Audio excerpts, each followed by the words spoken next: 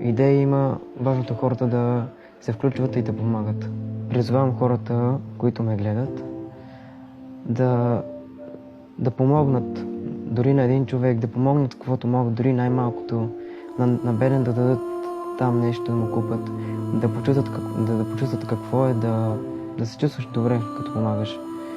Защото като дадеш, след време и на теб ще се отвърне двойно повече.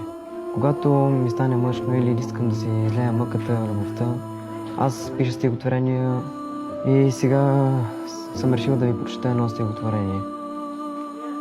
То се казва "Есента е твоя".